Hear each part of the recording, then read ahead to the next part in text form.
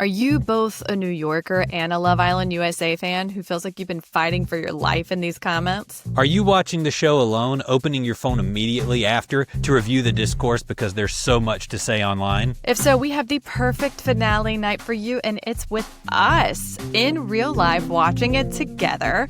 We're going to have specialty cocktails, craft beer, and villa-approved snacks. Join us on this Sunday, July 13th at the Jeffrey on 60th Street.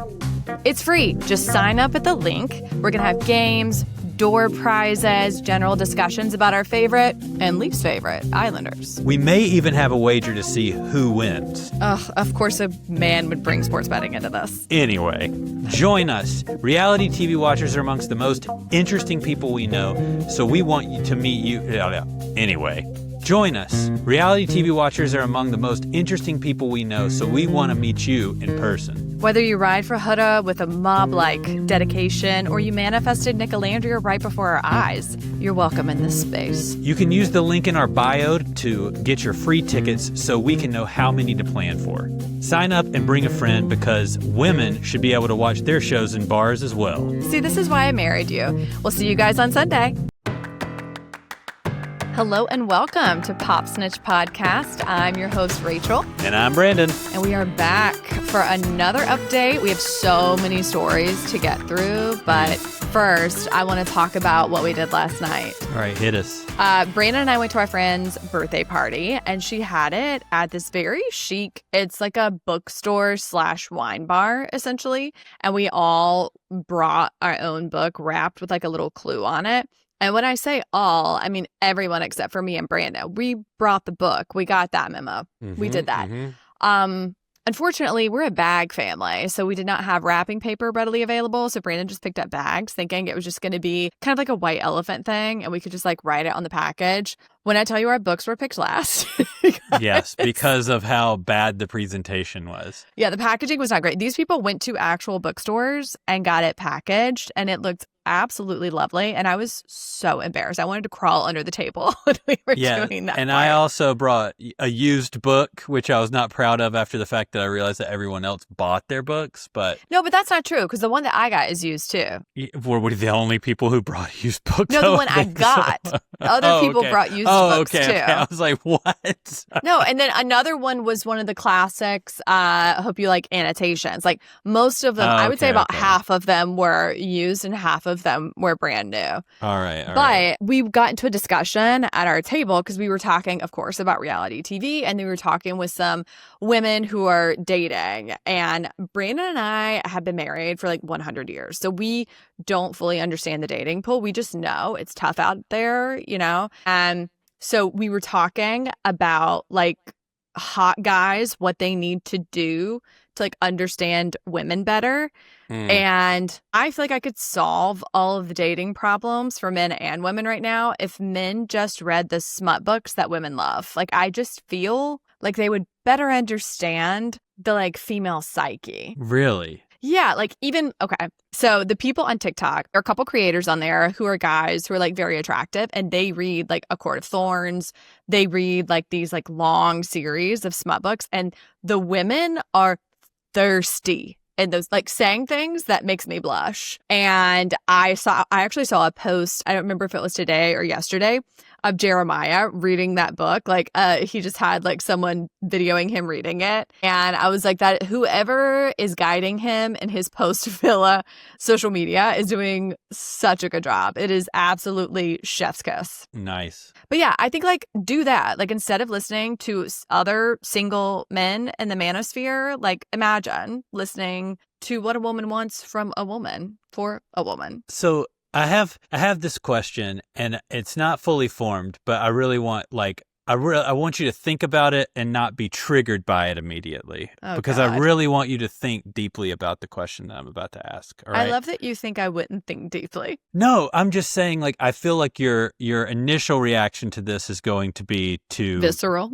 be upset at me for even asking. Good. Okay. So I was listening to the Call Her Daddy Charlize Theron episode. Okay. Mm-hmm. And one of the things that I really love about her and loved about the episode is her just owning the fact that she's nearly 50. She is single. She's not looking to be married. She's not looking for a man to complete her. And like one of the things that like Alex was asking her about was, how do you do this? Like, how have you made this life for yourself that doesn't require a man to fulfill you, or doesn't require a relationship to fulfill you, or, you know, whatever the thing may be. And one of the things she says is like, I will not compromise myself for anyone. Like, I will not give up anything. I will not sacrifice anything. I will not change for anyone. I will not make myself someone smaller for you. I will not make myself someone who I am not for you, just to make you feel better about being with me. Right. Okay. And I agree with all of that, just to be clear. And I think I don't know that works for like having a great relationship if that's what you desire, but I think Sure. but if that's what you want, I think that's a great thing for her to say. But what I was left thinking about is like, when I hear about these manosphere guys, or even like the like less toxic version, like the Scott Galloway version of this, that like men are lonely and men are at a disadvantage in some of these ways and all of this, which I don't ascribe to that. We are asking men to do the exact opposite of that. Like, you have to go out and you have to get the job that's perfect, and you have to be caring in all of these ways that we've not traditionally asked men to be caring. We need you to, you know, be a great father but also a great provider, and all of these pressure points for a man that has to fulfill before he can be a suitable partner. Right? And so what I was thinking about during that whole interview is like, how does a man bring that same energy, but also like step up and be the kind of person that somebody would want to date? You know what I mean? Like, bring the same energy as Charlize was bringing? Yeah, like, I think what people would say is like, it would be wrong to say that Charlize should change anything about herself to be able to be like a suitable partner or whatever for someone, or to have love in her life, right? Okay. But we're asking a lot of men right now, I think rightfully so, especially after how easy they've had it for so long. I'm just saying, like, where is you know what I'm saying? It just seems a little, yeah. Okay, so I think I can answer this in two separate thoughts. One, I think the biggest like cognitive dissonance I'm having in your question is that Charlize does not want to be in a relationship. Right. So like most of those are different. And the reason that she has the ability to do that is like, she can financially meet her needs. She's drop dead gorgeous. She can meet her needs otherwise as well. People would be lining up. So I understand her being like, listen, I'm raising my kids right now the way that I want to raise them. I don't really want input from anybody else. You know, I don't need a relationship to be happy and fulfilled. And I think that the manosphere is responding to a lot of women who are saying, you know what, actually, I would like a partner, but unless they can add to my life, I don't see the need for it. Right. And I also didn't describe that very well, because she did say after that, like, I'm looking for like a long-term commitment in my life. I just don't want to be married. So she is looking for like partnership. She just doesn't want the trappings of like a marriage. But but that's what I mean. Yeah. And I think even like, okay, so there are a couple of things. One, I think the men who feel like they're being asked to do too much are like Charlize, and her perspective is a response to what women have been asked to do 100%. for a very long time. And I know you know that. I know you're like a non-practicing man in terms of like being toxic. Oh, this is new merch. Non-practicing man. But I feel like with that, what's happened is, God, so much like men built a system, right, that suited them largely, where until the 70s, women couldn't even open a bank account or be in charge of their own finances. So to be able to thrive, a woman absolutely, it was necessary. Like, you need to get married, you need to have children, and you need to do whatever you need to make sure your husband is happy, because that's the person who's going to be bringing in money for your family. And now women go to school more often, women own more homes. And so as women have become more financially capable of taking care of themselves, they are looking for things in partners now that in the past they simply did not, because they didn't have that privilege, right? And I think in all of that time, as women are like trying to push through a system that seeks to prevent them from reaching the same heights as men stopped like going to college at the same rate because it is very expensive. But women are still going at a high, like women are willing to pay that price. Yeah, exactly. And so I guess that's the thing that I understand less. And also some of it was social media. Like a lot of, and listen, the return investment on college now is not what it was when we went. I can absolutely acknowledge that. But a lot of these guys got on the YouTube train early and made their money online and are telling these kids, like, don't bother with college. And it's like, oh, no, actually, you need to bother with something. It could be a trade. That's a really good point. Whatever. But you're listening to someone who got in somewhere where now it's incredibly saturated. So I don't know. I think that they got some bad advice. They got very angry. And another thing that I will say is that a lot of men are not allowed to feel anything but anger. And I think that not giving men the space to have like a range of emotions has been stunting for a lot of them. So yeah, I think the questions are kind of like talking past each other. Right. You kind I of find what you're saying very helpful though.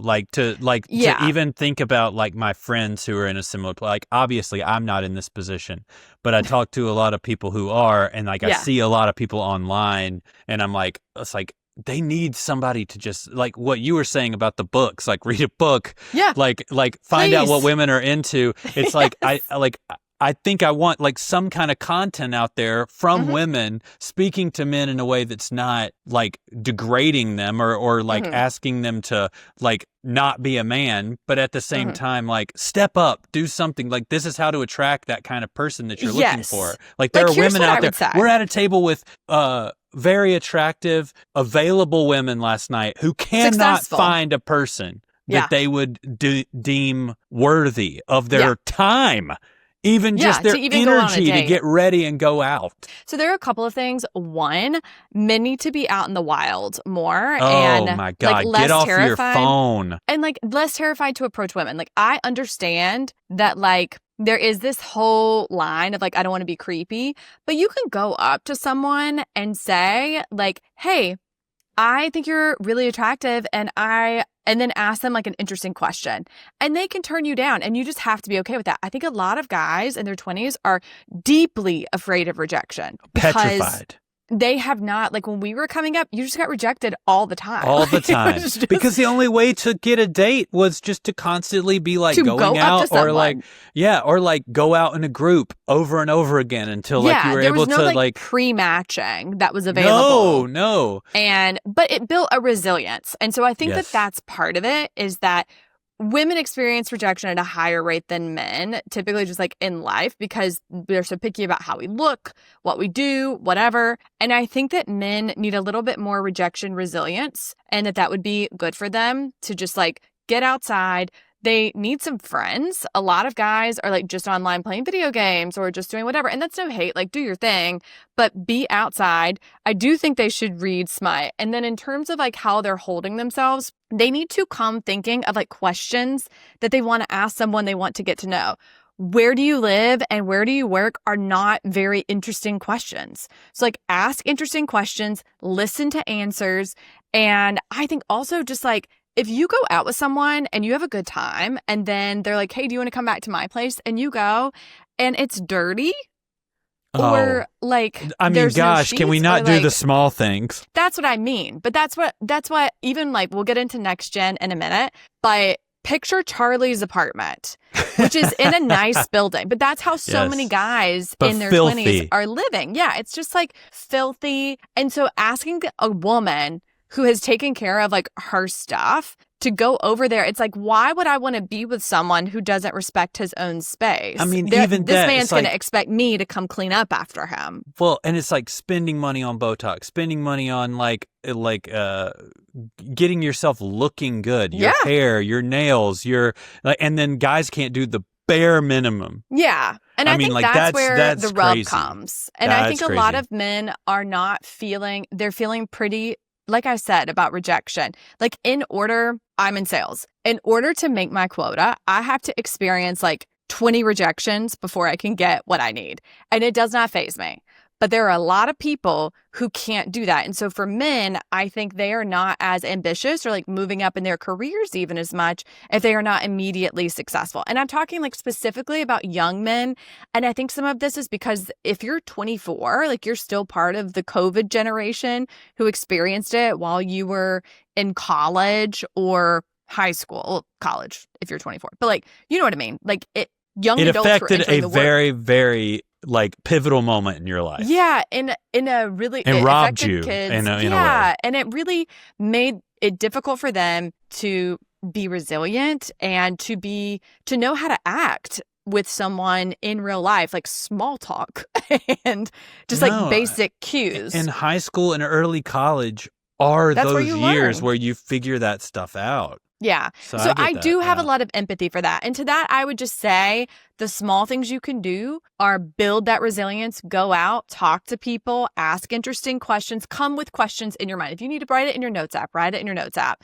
It's not like an interview, but it's good to like have it to think about if you're nervous. Better to think of it like that than other things. Well, and I'm like, you might meet someone, you know, who rejects you romantically, but you guys strike up a friendship. And then 6 months from now, she breaks up with her boyfriend and she thinks, oh, well, then this your guy's access, right here. but your access to other women increases by having Yes. female friends. Yes. Like, So they'll be like, he's not right for me, but I tell you he is right for. especially you know? if you're a nice guy. And I will say, I have had men come up to me on the street and scare me to death because I've had my headphones in or something and like tap me on the shoulder and be like, hey, I think you're pretty. And I am always flattered. And I am always like, I'm rude to men just, you know, on principle. But I always tell them, or I try to remember it. The last time I forgot, but I try to remember to be like, hey, I'm married. Keep doing this. Like, good for you for like walking up to someone because that's hard. But yeah, I think And they need to keep doing vulnerable, that. which is Yeah. good, you know. And he could tell, the last guy like could tell I was scared and it scared him that I was scared. And I was like, ah. Yeah. But I'm still, I mean, again, it made my day. I do think when he got closer and saw that I was like a solid 10 years older than him, he was probably very thankful that I was like, apologies, I'm married. Right. So now that we've solved all dating problems for the youths, I think we should move on to who a lot of people feel Paige DeSorbo is dating. Do you know that guy? Joe Emilio? Do you know I him? have no idea who that is. I can't remember. It's something to do with like sports and finance. I don't know much about him either. He was spotted with her at the Eagles game. I want to say like November. Oh, that was a December, while January. back. Yeah. But they're So still apparently, together. yeah, Dumois posted that she can't release the photo, but that he's there in Italy because she was there with her family. And then in the same day or week, at least, Hannah and Paige were told that they were in the Time 100 for creators. Okay, nice. So Giggly Squad has officially graduated from the summer house. They are, Congrats. I mean, they have been for a while, but it is interesting to like watch two girls who met on a reality TV show become such good friends that they were able to catapult it into the juggernaut that it's become. Right. Yeah, I think it's, I mean, that's the whole thing. Like, my worry for them always was like, will they be able to have success beyond the show? Right. And they have. I'm curious to see how long it lasts. One of the funny things they said was that they think what made it work was that they literally had no plan. They just were like, we're going to do this for a while, see what happens. There was no strategy. And I think if I had to guess, they probably have something based on like the YouTube show that they did and all of this, like something cooking up like in the works for us. I don't know that for sure, but I would not be shocked if we find out they're going to be on like a different type of reality show or produce their own. I mean, that would be YouTube or great. something. I mean, with Paige and how she's just so good at reality TV, and Hannah and how unhinged she is, like I would watch immediately. So Yeah. Big fan I of think that so. idea. In other summer house news, you'll be so pleased to hear that Carl has released a statement that Soft Bar is opening this summer. He did give an address in Brooklyn. He did give a color scheme of like earthy, calming tones. And I am assuming that it's going to open. I'll be curious to see how they film it and like how it will work in conjunction with the show, because obviously he wants to get the opening on the show. It'd be crazy not to. Maybe we'll make an appearance at the soft bar opening. Yeah, methinks we are not invited yet, but who knows what'll happen. Well, I mean, hey, you want to get it out there, Carl. I know. Invite Pop Snitch. That's right. Wait for it. We'll bring a crowd. No, I'm excited for him. I'm worried for him. This is a venture. I'm glad that he's excited about it. I'm glad that it's something he's passionate about. I like everyone else who's ever said this, including his best friends, like, I don't know where the money-making strategy is here, and I don't know that it will survive, but I'm glad that he's found something that he can put his, efforts his heart towards. Into. Yeah. And maybe he can turn it into like even like an event space or something at some point. Like, there are ways that potentially he can make money from it, but if he does it, like, who wants to, I don't want to say who wants, but I don't know how much desire there is for an event space with no alcohol. So we'll see. Yeah. I think the event space with no alcohol is hard. Yeah. Maybe he could let them bring their own alcohol, but if they don't have their liquor license, then I don't know that they could do that. So I don't know. I hope the best for Carl. I hope he at least makes his investment back and, we'll go from there. I hope he makes his nut. You know what I mean? Like, Ew, I hate it when people say that. But I do. Like, I hope he makes a ton of money off of this. I hope it goes gangbusters. I hope every sober person in the world comes out to his bar. That's true. I don't know how rational that is, but that's what I hope for him. I don't want him to fail. Of course. I don't see, it's difficult for me to understand because I know opening a restaurant, the margins are already so low, and then you take away the one thing that is where you make most of your money. It's difficult to see what would happen, but who knows? Like, it could end up being something that a lot of sober people frequent and make that up for him. And what he's utilizing may be cheaper than alcohol. So who knows? Yeah. Maybe it's the sober curious people out in Bushwick and Williamsburg will love this, Maybe. Who knows? Maybe we're the fossils who don't understand what the future is. I know. We're the last, well, no, not the last, but I feel like millennials drank a really good bit in our 20s. Well, that's the whole thing. It's like, because of millennials, bourbon literally came back as a drink. Like, it literally almost went extinct because it was viewed as like an old man's drink. People during the like Sex and the City era were all drinking Cosmopolitans and vodka-based drinks and rum-based drinks. Like clear liquid. And then literally in like, the early aughts to like the 2010s, people started drinking liquor. Yeah, people started drinking liquor again. Yeah, we started watching Mad Men, brown liquor. And we were all like, not to brag, but we're bringing back the liquor that put men in their graves. Literally, we're gonna bring back old fashions and drinking scotch neat. So it totally could happen. Maybe the next iteration is that there just is no alcohol and bourbon goes the way of the dodo. They'll be healthier for that. I'm like, whatever floats your boat, buddy. Speaking of relationships yet again, Allie Luber has a new man since her split with James Kennedy. Did you see this? Oh, no. Who is this? Allie is the astrologer who used to date, I don't know who her new man is, but she used to date what I meant. James Kennedy. Well, I know her. I was saying, do we know who it is? We don't. I think he's just a normie.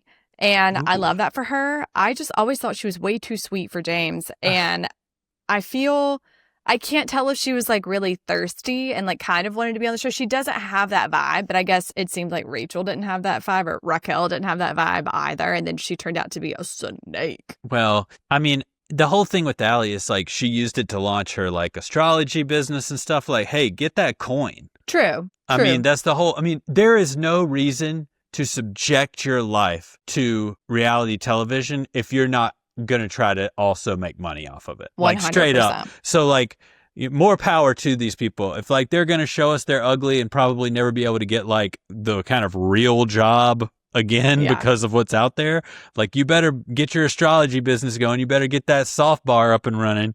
Like that's how it's going to be. True.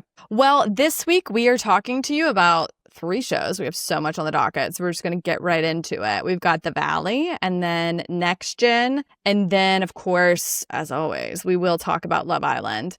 For the Valley, so last week and this week, we got to see Kristen Doute's engagement. We've talked a lot about how this is just like a Doute stan podcast. Hallelujah. I'm so happy for her. I love that this episode was unhinged. Like, the Valley has been dark most of the season, and this to me was funny, messy, like whatever, chaos that didn't feel as dark until, of course, Janet made it such. But we'll get into it. At the beginning, I thought it was interesting. So Luke and Kristen were on the boat getting engaged, and Nia and Danny were there trying to keep Kristen from knowing what was happening, making sure that they had pictures, making sure that Luke had support. Like, lest we forget, Luke had fully crashed out the night before and lost his mind. Yes. So they're there doing that. When they get back to the resort where everybody's going to go have the party, where Zach's like, okay,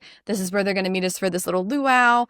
All of the cast is mad that Nia and Danny aren't there. And I'm like, did y'all miss the part where they were out on the sea trying to like help them get engaged? Like, am I crazy for thinking it was wild that they were mad when Zach was the one who brought everything, kept everything a secret, and was doing everything himself? Well, it doesn't make any sense to me. Like, first of all, these people have the ability to make everything about themselves. Like, Brittany's making it about her. I'm like, well, I mean, I've been Kristen's friend since the beginning of time, and I can't believe I didn't know about this. And then immediately, she's the one who tells Jax.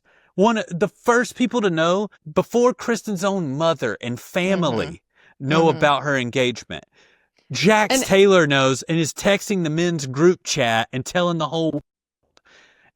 And Kristen calls up Brittany. It's like, how does Jax know about this? And Brittany's like, well, I told him. I told him. I told him not to tell nobody. I told him not to tell nobody. What? He told?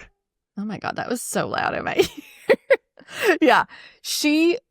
I do think she began to melt down a little bit, that she wasn't involved. It was giving kind of the same energy as like Danielle getting really drunk at Lindsay and Carl's party and telling everyone that she didn't know about it. Obviously, Brittany held it together better than that. But I do think the complaining about Danny and Nia not being there, and because she was genuinely angry, she was not on the boat helping her get engaged.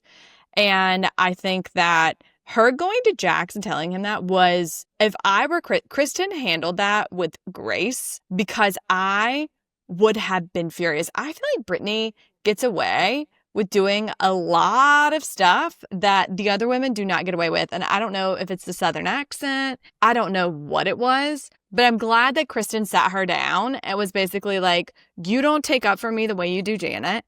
You literally told the one person we told you not to tell because we haven't talked to our families yet. And he is already telling everyone.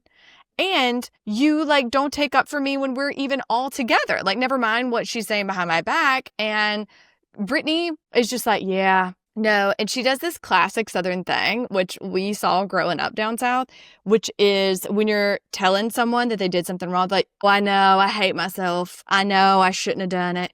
Where you almost feel guilty. And Kristen even said this like before she went in on it. She's like, I almost feel guilty telling you how I feel about this thing with Janet. But I don't know if they know from not having grown up there that that is like a deflection tactic. Yes. And I don't think it's intentional on her part. But it's cultural, but it still sucks. It's so annoying to watch it and know like that people utilize that so much. And I'm like, Brittany, you can fall on the sword. Like, that's fine.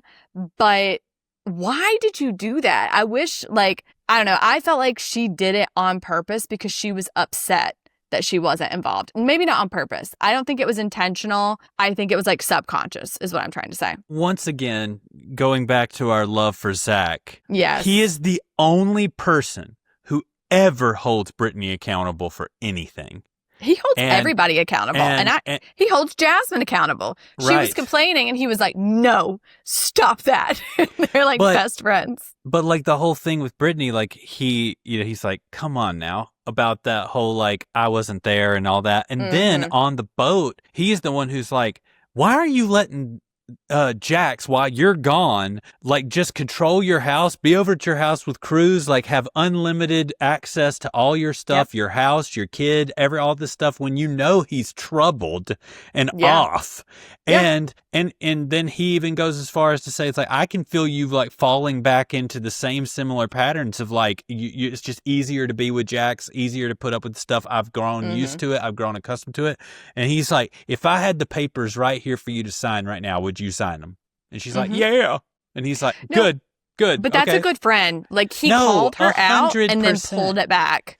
No, that's what I mean. He did such a good job. Yeah, he planned the emotional capacity that he had to have for that trip. He planned in secret with this engagement, knowing that Kristen knows everything all the time. Yes. He had to deal with everyone complaining, every single person complaining either that they weren't involved in it, that they didn't like the decorations, that they were mad they had to be at a luau. Even Luke, who's like, why didn't he give me the room? He should have given me the room, even though he ended up doing it. Like, it's just... No matter what he did, someone was mad. And it was his friends. And what I loved is that he genuinely was like, you guys are being rude and selfish and you need to shut up. And he said it like that and then was also like, I hear that you're frustrated like this. I don't know. I felt like he handled that so well. I was very, very, very impressed. And I thought that Luke wearing those little shorts and revealing his moose knuckle was mercy. So interesting. Yeah, I don't know what that... I didn't know that he was like that guy. That feels like something Jesse would do. Yeah, you know what I mean? I can't relate to the desire to go on full display like in front of everyone. He was so excited about it. He kept like opening his shirt more. It looked like why was everything so tight? I don't know. It kind of looked like a Halloween costume. Yeah, and I'm like, is this made for you? Like a child's outfit that he accidentally I genuinely don't know. could it not was tell. A weird choice, and he was the only person dressed up like that. Yes, it was a real it was curious. It's like he told everybody to dress. I think there was some miscommunication about the dress code for the cruise. Clearly, because like he was dressed up, no one else dressed up for this cruise. Except for Jesse, who wore that hat.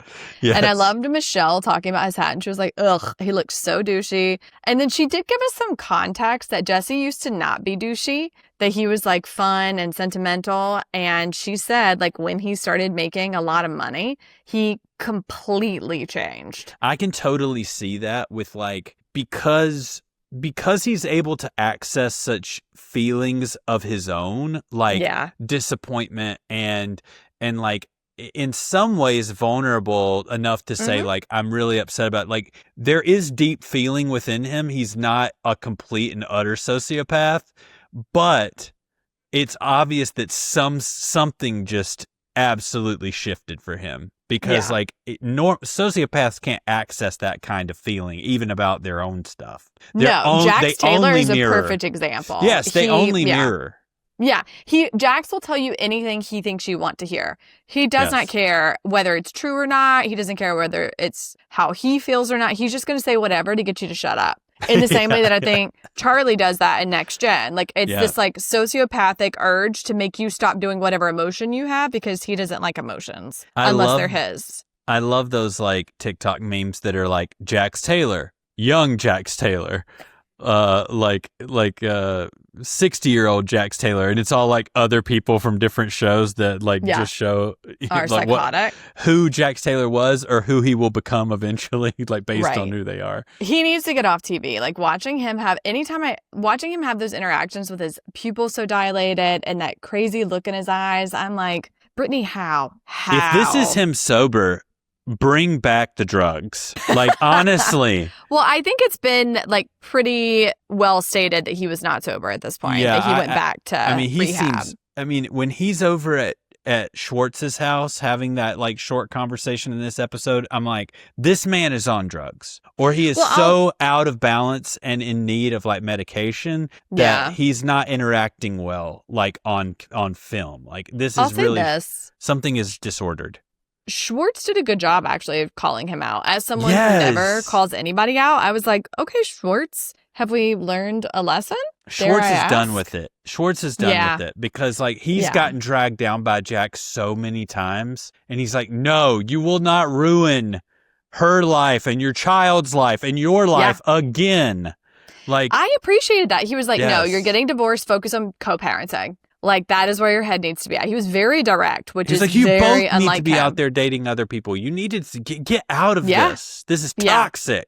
It was the first time that I feel like I've rooted for Schwartz in quite a while. I was very happy to see him do that. Well, and that also shows a little bit of like what the general perception of Brittany is too. Like, he's like, she's off too. She's toxic for you. This is bad. Yeah, because she just appeases him Yes. and believes him for reasons I don't fully understand.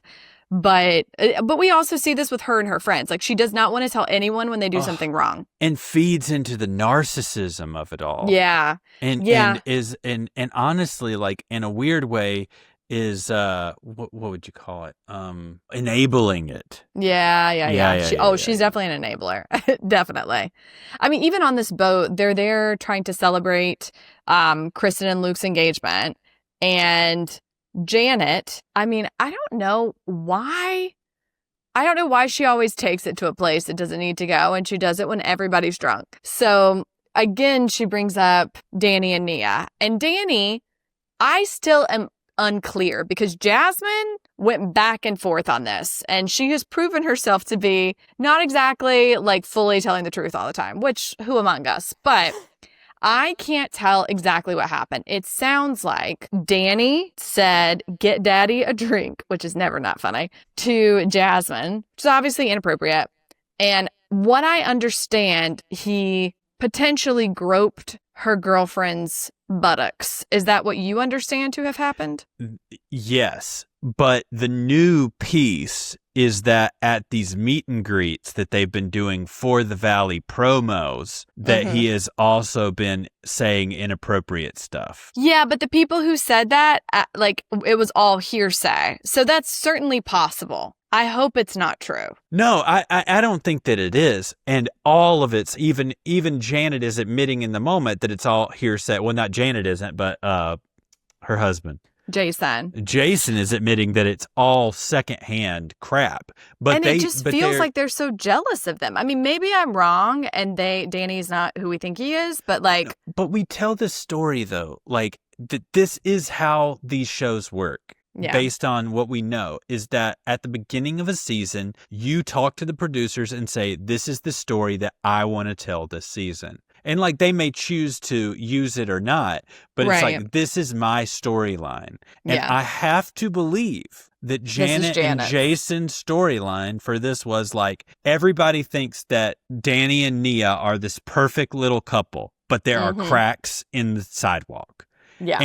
And because that did not just catch on like gangbusters from moment one, they just keep pushing and making up.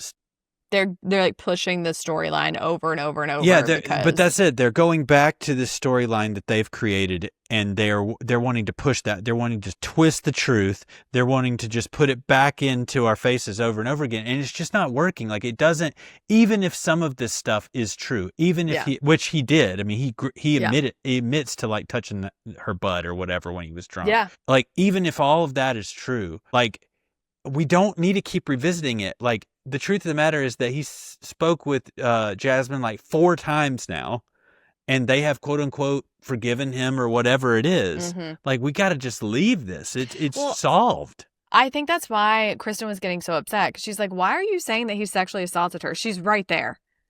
And the problem is that the term sexual assault is broad. And you know, when you're working in law or investigation or whatever, if someone says sexual assault, it could be groping is technically included in that. Now, you know, sliding your hand up like behind a friend's butt and attacking someone. I think when people, the context for sexual assault is important, and how people feel about it is important. And I think Janet made a choice calling it that.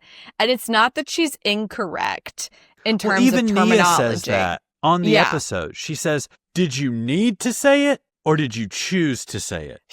It was something that I'm sick of hearing about it episode after episode, when the very person who it happened to has said, I'm done, I'm over it. And that's not to excuse Danny, but he has actually tried to like take accountability for it. And all that, Janet just keeps saying it over and over and over. And then she escalated it here. And I think it's because they got a lot of hate as a couple last year. No, of course. And Nia and Danny did it. And so there's like a whole layer of jealousy. Well, and I also think it's important to note that if this was still ongoing and if Jasmine and her partner Girlfriend. were still upset about this. Yeah. They would not be on the show anymore. Like, well, and it would be a different story. If they were classifying this as sexual assault, then he would be kicked off the show without a doubt. Well, who knows? It's Bravo. But I do think everybody would be responding differently if either of them were still angry. Of course. And so I think that's what's frustrating. The yeah. And I'm like, Janet, why did you even go if you were just going to like try to get these little digs in? And that's why I just find her to be a miserable person. I don't wish her evil. I think also Dodie was in the comments essentially alluding to the idea that Janet told people she had to escape the country and it was really just a vacation. Oh, that's yeah. pretty good. So she's got a lot of spin in her. And I thought it was funny them bringing up that like she was a fan who came into the friend group via Sheena. No, that was brought up in this episode, which I was impressed by. Well, and she knew that Sheena had been recently divorced and young. And that's like what she used to connect with her. It was like she was in the process of getting a divorce or about to start that process when she met Sheena at that pool party. Breaking the fourth wall with this show and like actually talking about lore, I'm like, I appreciate that because that's one thing that Vanderpump never did. Prior to the Ariana Maddox thing, they never really like got into like, well, why is this person coming into the group and like, how did this happen? But the fact that the Valley is doing that, like, I appreciate that. I see you, Valley. Well, and Brittany did say, Brittany's like, I'm the one who said that Janet should be on the show. She didn't like present that herself. And like, of course it was Brittany. And then Janet made a funny comment on the after show where she was like, yeah, my memoir will be I Owe My Life to Sheena Shea. And she's like, God forbid I like a show that was meant for millennial women like me and that I watched when I was young. Good, smart. And like, I agree with that. And honestly, if she was able to catapult herself to the place that she was, good for her. But I do think it's funny that Zach was like, and she's not even supposed to be here. There are plenty of people who have crossed the path of the Vanderpump universe who never actually made it on the show. I mean, it could arguably be said that Peter never really made it on the show as a character. Like, do you know what I'm saying? So it's like, you've got to have some pizzazz and some star power to stay at the center of these stories. But I think the problem for her is that she doesn't have anything of her own. It's what I said last week. Like, she's not bringing any of her stories. And until she begins to do that, and that's why people don't like her. She's constantly deflecting to other people. And it's like, well, then she's have a stirrer. something interesting. That's it. Yeah, she just, and it feels the way she's doing it now is just mean. Like, I think she thinks she's getting like a zinger, and it's not hitting. It's not hitting for people, even people who like her, like myself. Like, it's not hitting for me. Like, get your stuff. It's the biggest red flag. Well, let's move on from what Vanderpump became to what people are saying is the next Vanderpump, which is Next Gen NYC. It's now comes on right before the Valley, and it's a lot of Bravo children. Yeah, like housewives' children, and it's then heating trust up fund. too. Finally, it is. First couple kind episodes, of a slow I was start. like, "Ooh, I don't know about this." Yeah, so it's kind of a slow start. Essentially, you have a couple housewives' children. Brooks is the center of the universe. Like, he's the one who I think had established the idea for this, and he's Meredith Marks from Salt Lake City Housewives, her son, and he is precious angel baby. For all the toxic men on Bravo, watching Brooks brings me such joy. I like speaks him a lot. In a monotone voice. He says hilarious things very slowly, and he hates conflict more than you do. Like, he absolutely, it makes his stomach hurt. He hid in the back of a vehicle and had to be let out of the trunk because people were fighting in the car on the way to his birthday. Like, this man was not built for that, and I love it. I love that he looks like his boyfriend. Yes. I love Seth too, who is his father. His dad. Yeah. The way he is in this show more than Housewives is hilarious. Yeah, for sure. Really trying to cling to that youth there. But I appreciate it. So anyway, you've got Brooks in the middle. And then you've got Housewives of New Jersey. Teresa's daughter, Gia, is there. And then Riley from Real Housewives of Atlanta and Ariana, their parents, their moms, Kim, And mortal enemies as well. yes, why did I forget her name? Is it Candy? They have not spoken to each other in years, but you see their children like reconnect, which is really cool. And honestly, all 4 of them, I love them. I love watching them. I don't like the trust fund babies, which is like the other people in the group. Well, really, there's just like 2. Ava and Charlie are really off-putting to me. And I think it is like the trust fund of it all. And her being like, my dad really wants me to be an entrepreneur, but I just want to be a model and it's hard. I'm like, oh my God. Really? He wants me to run his $1 million businesses, but I want to do this. And I'm like, oh boy. I'm like, to be young and hot and able to model and have a father who wants you to start businesses and who can give you that money, like, imagine. This is the story I wanted to tell. Yeah, like, it was just, I don't know. It's really out of touch. And I know that's not necessarily her fault, but there's that. And we then love some out of touchness for some reality TV. Well, and that's why I think this isn't really like the Vanderpump thing. It's like a younger version of Housewives, where it's like something that people will aspire to, and it's in the city. So aspirational wealth driven. Yeah. And you're seeing these kids like, okay, so Ariana, her boyfriend is in the family of the people who own Zach's space. This boy goes out. I will say that Charlie clocked him with this. What did he say? He said that wealth whispers, and instead he's wearing his diamonds like he's the Christian rock band leader. Yeah, yeah. Like, that is how he dresses. Him. And Hudson is his name. Hudson, I will say, like, we can be friends. You got to keep me in Zach sauce. I will put that on anything. It's so good. I do love Zach's face. I don't know what's in Zach sauce, but it's like crack cocaine for Jax Taylor. That's what it is for Brandon. Oh, it's your cocaine. So anyway, Hudson is coupled up with Ariana. And they've just moved up here from Atlanta. And I just like love seeing them have their new experience. And when Ariana's mom, Kim, comes to visit, she takes her to Little Italy. And it just reminded me of me and you when we first moved here. And we were like, oh my God, we're going to go to Little Italy and get some like real Italian food. Yeah. It was very cute, very funny. One of the other characters is Georgia. And she is not a trust fund baby, to my knowledge. She works a lot, but it's like the most chaotic energy I have ever seen from someone. It's very like if girls met Younger. There's a character on Younger who does like the PR for everything. It's like her, but if she didn't wash her hair and didn't wash her hands and wore dirty clothes. Yeah, I don't understand her background. I would love to know more about. I mean, obviously she has to come from money. There's no way that she can be as young as she is and have access to the kinds of like parties and environments without wealth. There's no way. I think her parents would be considered like generally wealthy in a normal place. Just when you're in New York City with people whose parents, I mean, like they spent $14,000 at a bar, right? You know, like that's just not like that's not your normal, average. Yeah, that's not like your dad's a doctor, you know. And she grew up in the Upper East Side, so obviously she had money. But I think it is just like on a completely different plane. Anyway, one of the main controversies surrounding the season is around them going to the box and sharing like a table and drinks and all of this. And Charlie is, okay, so backstory on Charlie. His dad is incredibly rich and basically gives him an allowance. He is 30 years old. He's the oldest of the group. He is so uninhibited in what he says and is so rude and mean and does the same thing as Jax Taylor when someone's mean to him. He's like, why don't you give me a hug? Like, let's just be done with it. Like, I don't even...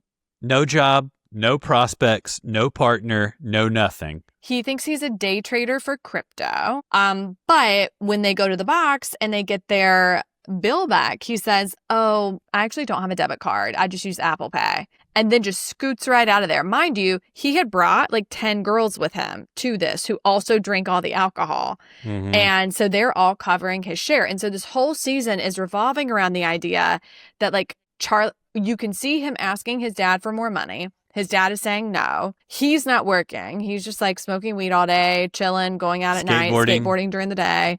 And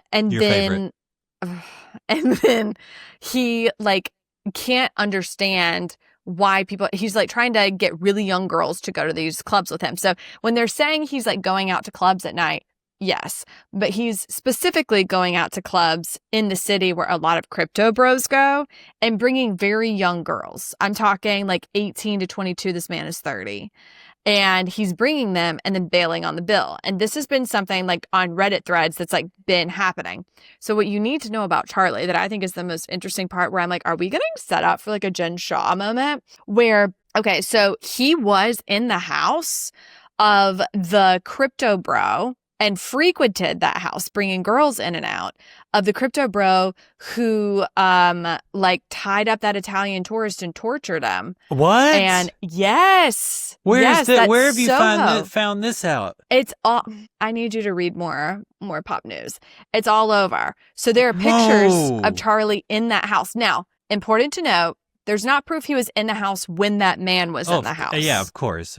But he's intimately involved with these very schemy, weird crypto bros, which makes so much more sense in the context of watching this now, where they're like, where did all these women come from? Where'd they come from? And on the Reddit threads of the girls who have been at those places with him, he is very vocal when he feels like a girl is overweight. He was trying to push out a lot of the girls of color, which is part of the reason that he had such an issue with Riley, I think. And he didn't like that she went up to them and was like, hey, you can't just come drink our liquor and not even introduce yourself. Like, oh my gosh. You should come say hello. So it's all he's toxic for sure. He's beyond toxic. And people, like, I understand his dad is awful. He's very competitive with him. And like, dude, there's nothing to compete with. Your son's a loser. Like, let it go. You don't have to rub it in his face. He knows it. We know it. The world knows it now. I think it's wild that he chose to go on the show. I think he's just like Jax. He has such a lack of self-awareness. These housewife children, they know how this works. They know that they have to like be cordial enough to get through a scene because they're all trying to get paid. You have a rift, but it can't be a rift that breaks everything. They are professionals. These girls are They've been doing it since they were children. They're incredible. They know how to bring it when they need to bring it and how to rein it back in. Ariana Bierman, give her an Oscar. Like, this girl, she is going to carry the show on her back. Yes, she is so relatable and funny and honestly fun to watch be new. Part of the fun as a New Yorker of like watching it is watching her be new to New York. Like so many of us have been. And I also love that like she confronted what's her name about like talking about her clothes and all this, but like was also like, what is the problem here? Like, didn't go out of control, was just like, why would you say that about me? Like, she's so pragmatic. And I don't think we talked about it last time, but her mother is in like, her mother is incredibly selfish and basically used all of her money before she was even old enough to take it. They talk about that, how she's still paying all of their bills. So she pays for her mom to live in this giant house. She pays for stuff for her siblings with her being able to be like on social media, being an influencer and being on this show. And she does it with like such grace. And Hudson, her boyfriend, the Zaxby's heir, is constantly like, you've got to set a boundary. And I agree with him, but I really respect her for not it would be hard for me not to resent my mom a lot. She could toast her mom on the show. Yes, she or could. Toast her parents, and she has not. No, instead, she has just kind of been like, here are the facts. Here's what we're dealing with. But I love my mom. I love my family, and I'm going to help them. So she's a star. She is starting her own clothing line. And to Ava's point, I think Ariana doesn't strike me as someone who is personally super fashionable. It does not mean she doesn't dress well. That's not what I'm trying to say. And I actually very much like her vibe. I like her tattoo placements. I like that she just kind of lets her hair be long. I don't know that she's any worse dressed or whatever than anyone else on the show. Not than Ava. Ava dresses so bland. So when she said that, I was like, wait, what? Because her being a model, in my mind, I was like, oh, okay. So like, it's not that important that you like be fashionable. They're going to give you the clothes. So when she came at her like that, I was like, that's so rude. And Ariana had been nothing but nice to her. Mm-hmm. And if anyone, I think Riley has the most interesting style. Like, I think she actually has style that is unique to her. The rest of them just kind of wear what's like cute and in the ether. And there's nothing wrong with that. But none of them have a style I could spot except for Riley. But anyway, so in this episode, they go to the Jersey Shore, which is where Gia is from. And it's for Brooks's birthday. And it devolves because Georgia and Charlie got into a fight last week over speakers. And I was having trouble like following the plot on this one, where he loaned her some speakers for a party. No, one speaker. One speaker. One speaker. This is a guy who gets $10,000 a month from his father. And it's like a Bose Sound Link. It's like a $250 speaker. And he gives it to a person. Now, I will say for Georgia, she does not have family giving her money. She lives in like kind of a rundown apartment. She pays her own bills. Whatever you think about, regardless of how you feel about like her parties and stuff, that girl works. Yeah. She is out there hustling. And he's calling her while she's at work, while she's in meetings, saying, hey, I need you to go home and get my speaker and send it to me. Not even like, can I come over and get it? I need you to put my speaker in an Uber to me. And she's like, I literally can't right now. I'm going to have to do it at a different time. She had an event for Meredith Marks that she was trying to put up. And she's like, can I just get it to you later? He's mad because he's trying to have house parties and he doesn't have the speaker he likes. And he thinks that's a reason to blow up on her and say things such as, if you were a man, I'd slap you in the face. You're a loser. You're only on the show because of me, and you're poor. Yeah. I mean, he's sick. And she's like, you would be in the street if your father dropped dead. Like, are you serious? And she just kept, honestly, she held it together. Even when she did come at him a little bit, like she held it together pretty well. Because let me tell you, if that was you, you would have read him up and down in a way he'd never come back from. And he would have hit you probably. Yeah, and then I would have filed charges. He'd be and in taken jail all his daddy's or money. dead. I'd be like, hit me. Can you get this side? I need to call your dad.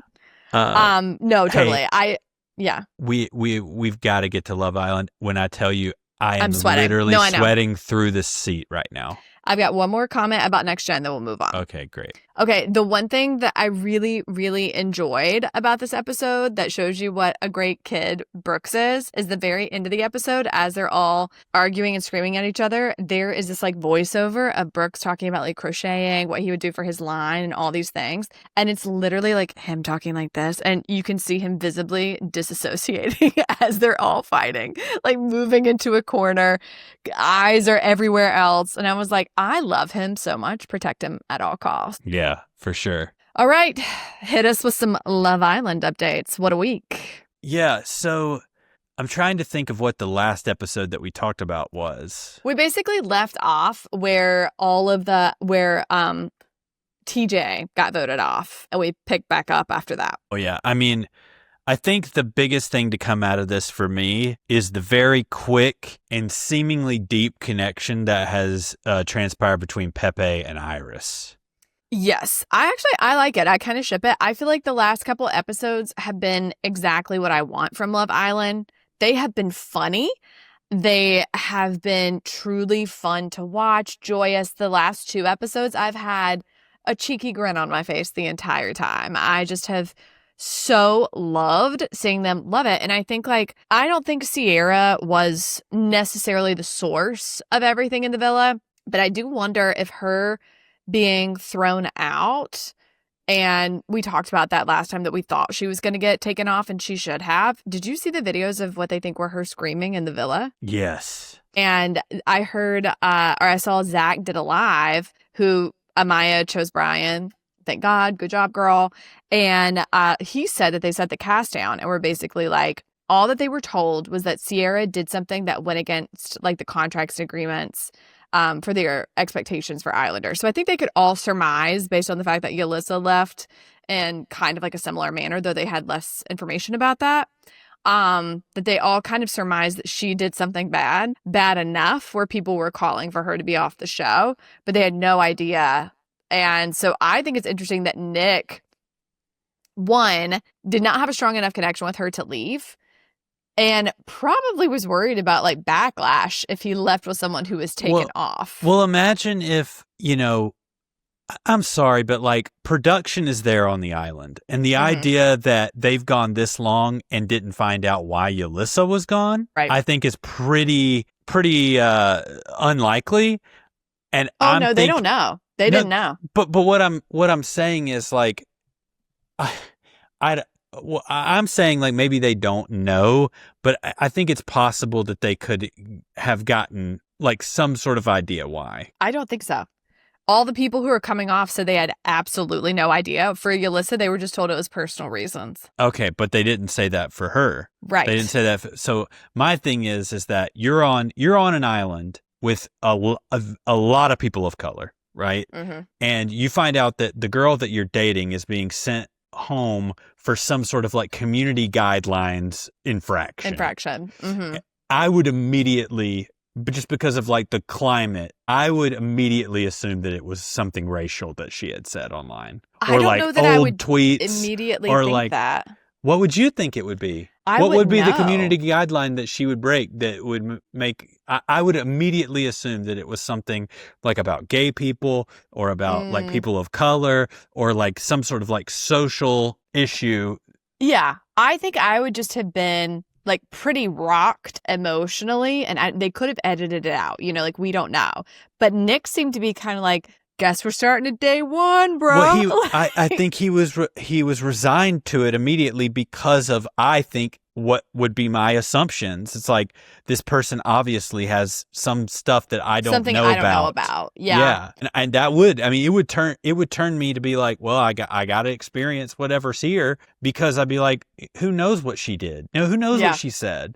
And she's freaking out, obviously, if that really is recordings of her. Like, that explosion could have also made him be like, ooh. Oh, yeah, that's true. I don't know what kind of like witchcraft transpired with the Nicolandria people. They manifested. People have been like underneath the moon, like doing some sort of rituals and burning up the hair of goats or whatever. And you know what? They did it. They did it. They brought it to us. Does it feel produced to me? Yes. I don't think it is. It just feels like genuinely. The fact that Nick's mother said in a TikTok a week ago, like, I like Nick around Alandria because I feel like she brings out the man in him and he lets her let loose in a way. And then he essentially said that exact thing to Alandria that night after the recoupling. I was like, wait, what? And the problem with Nick is that Nick is just a himbo. Like, he sees a pretty girl and he breaks his neck. Himbo. Not a bimbo, a himbo. He loves a pretty girl. That's the first time I've ever heard that. I've never heard the term himbo. And see, that's the problem with marrying a middle-aged man. You didn't marry a middle-aged man. You married a child. We've been married for 16 years. No, I feel like himbo has been in the ether for a while. I'm not saying that it hasn't been. I'm not up on all of this fresh lingo, apparently. Okay, well, Nick is a himbo, and I don't even think this is fresh. I don't even know if like the Gen Zs would know what that is, but he just like will break his neck to look at a pretty thing. He sees a butterfly, he loses attention. You know, I mean, I just think he sees Alandria. She is obviously stunning, and him talking about being so physically attracted to her was so funny. He was like, I tell her, don't back up on me. I'm like, what are you gonna give her another 26 seconds of pleasure? Like, Sierra, like Nick. He's so funny. He's very likable, even though he has these parts about him that I'm like very not aligned with. Well, I do find him to be funny. He's very young, right? He's charming. He is a very charming kid. He's fun to watch. I think I am so happy that the Nicolandria people got what they got. I don't think it's real. I don't think it's going to stand the test of time. Don't come for me. I really, really think that when the villa ends, Alandria's going to go back down south. And God, I hope she calls Jalen. I really do. Oh, and I hope that Nick learns what it's like to be with like a whole woman like Alandria. Well, he keeps saying that. I mean, he's essentially telling us that by saying, I just see it as my role from this point on in the villa to like care for her, make sure she's seen, make sure that she feels like a woman, make sure she feels cared for.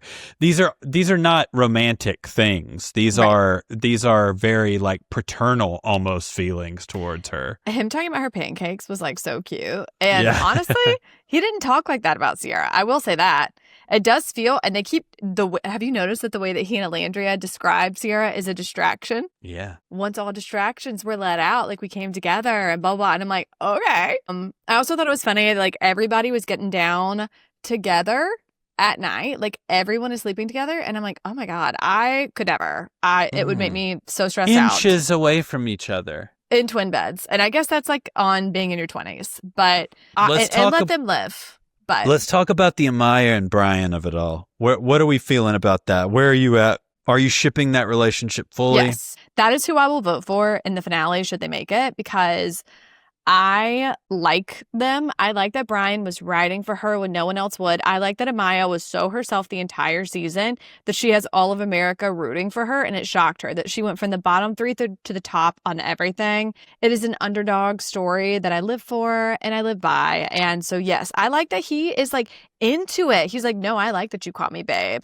No, I like that you call me. And in that child, when they brought like the fake babies in, those dolls, and she said, and this is why I call your father daddy. Cracked me up. Oh my God. I'm like, Amaya, making me blush. I mean, that straight up, that hideaway, I mean, she was coming for the win. Bite. Yeah. So I'm happy for them. I ship the Amaya and Brian thing. I feel like it's a culture match. It's a love match. It's like they get each other, obviously.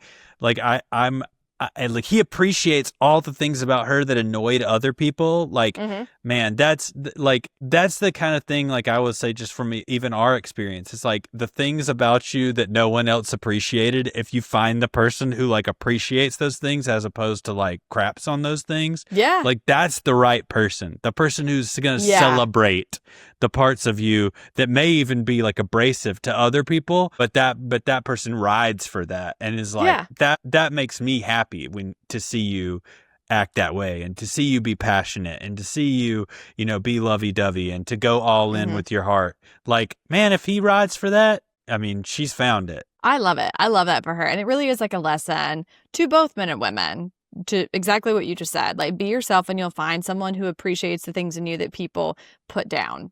So I love them. I think Ace and Shelley are actually like a really strong couple. I just struggle to root for them. I think Ace has been so strategic in this game that it's been difficult to tell if their connection was real for me.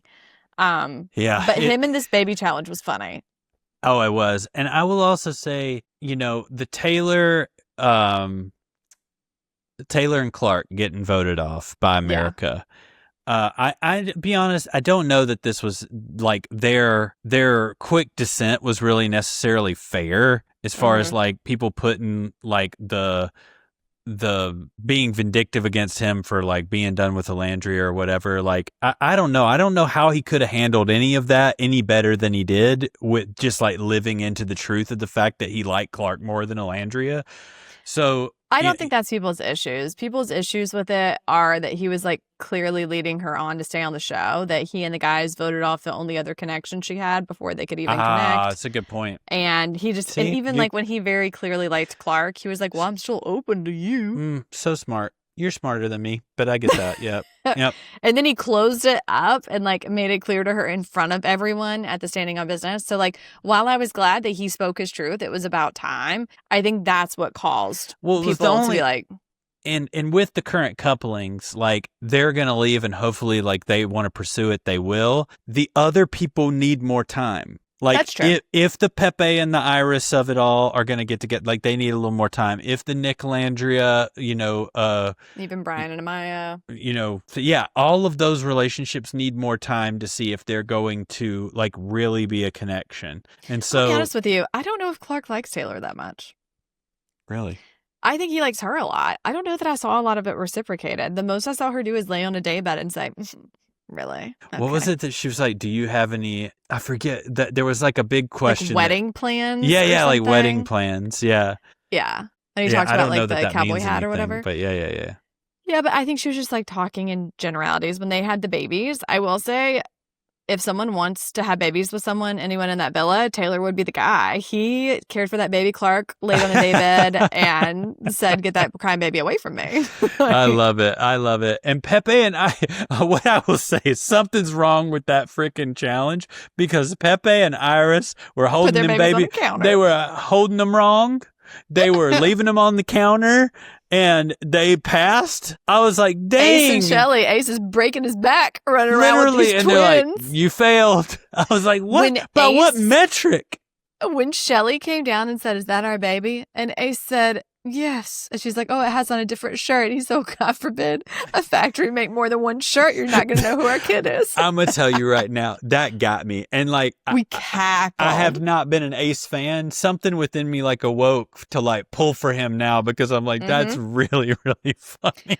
I will say, I still, I mean, he has won me over to a degree in the last few episodes. I feel like he did such a good job. Like, he and Chili both, like, kind of more putting, like, their connection on display. Like I said, prior to this, it has felt almost difficult to decipher what's going on. It's odd that they're not, like, closed off yet, but okay. Well, before we shut it down, I do believe, like, people in the comments have come for us for hating on Huda too much. But I mean, for my neck. What are we doing here? Like, Chris is done. He doesn't like her. That man looked disappointed when he called out their names. I thought he was going to, like, I don't know if this is even possible, but I thought he was, like, going to sacrifice himself. What do you think, it's the Hunger Games? You don't go. You guys don't have to go. I'm going to go. He's like, I volunteer as a tribute. Literally. The way his face was looking when they announced that it was Taylor and Clark, I was like, he's going to stand up and be like, they can't go. I want to go. Please. I mean, I feel sorry for him. I will say with Huda, this is something that we saw with Jeremiah as well, which is when she is intimate with someone, immediately after that, day after, she kind of flips the script and she begins to hold them to a higher standard, which to some degree I understand, but I don't feel that higher standard is then communicated with the man to whom she is holding it. And when Chris was trying to tell her, it's so clear that she has an anxious attachment style and he has an avoidant one. He's trying to tell her, this is something that bothered me. And she's cutting him off. And he's calmly saying, can I finish? Can I finish? Can I finish? And by the time he's able to finish, he's just like, okay. I'm done. Done. And she can't catch a drift. She's screaming at him about that baby. Girl, it's a doll. Well, and another part of this is like, it goes back to one of the first things I said on the first episode of this podcast, which is, or my first episode of this podcast, it is that, a single mother on the show is thinking about things that are just so far beyond what these like single, like, unattached people are thinking about. So like this baby challenge became a much bigger thing than it actually was to her. I do think it was triggering for her to some degree. And I totally understand that. That makes total sense. And I actually have a lot of empathy for her because of that. And so like, that's one thing I understand. Like when we were talking about it last night, I really did come to like a place of empathy for her. I'm like, because she's seeing this as more than it is. And no one else. It's also like her time to shine. You know what I mean? Where she's like, I am a mother. I'm going to prove I'm a good mother. And that's why she was like, what? When Taylor got like the best thing or whatever. And people need to realize also, like, I acknowledge good things about Huda's personality. I acknowledge the bad things too. And I really do have empathy for her. I think that she deserves love, and I think she needs the right kind of person. I don't think anybody on this island is ready to be a father of her child or even like a caretaker for a child. Well, I think Huda rides for her man when she's riding for him. I think she wants to do well. I don't think she is emotionally ready for a relationship. I think I heard some people talking on TikTok about how, like, when you have a baby that young, you have a little bit of like that stunted adolescence. And the way that she's treating boyfriends is very much like how a 19-year-old treats a boyfriend, not a 24-year-old. And so I think she's just going to need to do a little work. She's using a lot of her brain to think about her own emotions and her child's emotions. And I don't think it clicks for her to think about anybody else's around her. I think that she's been like running on empty probably for a while because she's working hard. And she is away from her child. And I imagine that's difficult. And this environment's not easy. Like, it'd probably spin me out, So, like, I want people to hear, like we're not coming for her. We're just saying. I think you could point out someone's bad behavior or reaction and say, like, oh, I don't like that she does that. And this is what I'm noticing. 100%. But you're right. I mean, I have been hard on Huda, but I've been hard on Huda, the character in a TV show. Yes, 100%. Not like a human being. Like, I know that she is deeper than like the edits that we're seeing on TV. This is an edit and we're commenting on the edit, but there's no like harsh and like negative feelings toward this person and individual. And I will also say she has a beautiful voice. You were telling me that. I saw some videos of her singing online. Now, these could have been created by AI, But if they weren't, and this was actually her singing, she has a very impressive voice.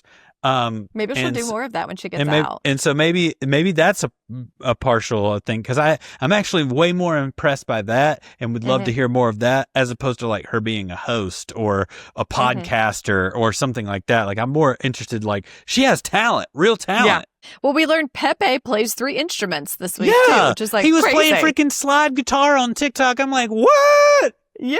Pepe! So, I mean, that's the whole thing. Like, all these people are very multifaceted. I think I focused on Huda, honestly, because I have grown up with people and lived with people who act like that, who pull out all the air in the room, and it's about them and nothing else. And I personally can't handle that. Like, when people act that way, I immediately remove myself. Well, and for the people who I don't necessarily agree with, but have been online in this discourse about how boring this season is, like, they've had to center her. Yeah. You know, like in their minds, like in production's mind, for a while, like people weren't really given that much except for the Huda Jeremiah of it all. And so, like, I totally get that, like, in a way, they almost had to center some of her worst moments because, like, nobody else was really given it, you know?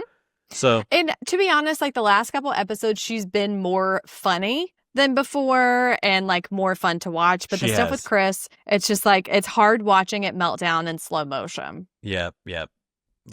But, you know, we'll see what happens tonight. Last night they got voted off. Tonight, nothing's happening. It's Wednesday. I literally don't know what day of the week it is. I'm like losing my mind. And it's late now. I know it's late. We got to watch Bachelor in Paradise. We're so busy, y'all. Yep.